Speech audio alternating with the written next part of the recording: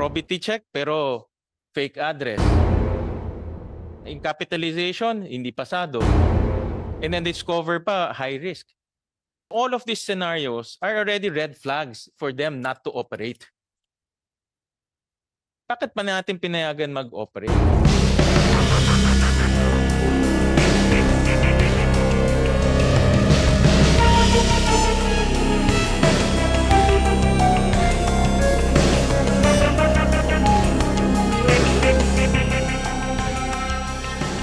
Pagcor, may office doon sa Hongsheng.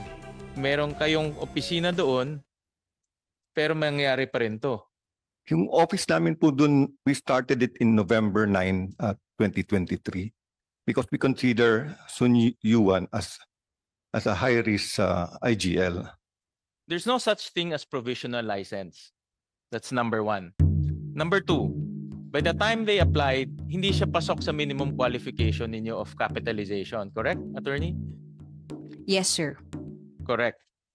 Tapos high risk pa siya. Tama? Yes, sir. Bakit natin pinayagan mag-operate?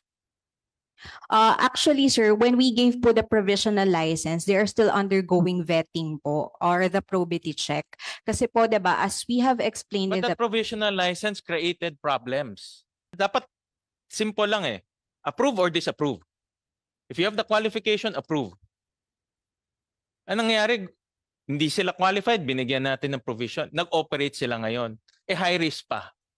Common sense eh. If it's high risk, we should have shut down the facility. By allowing them to operate, tuloy-tuloy yung kanilang human trafficking, tuloy-tuloy yung kanilang scamming, tuloy-tuloy yung kanilang torture.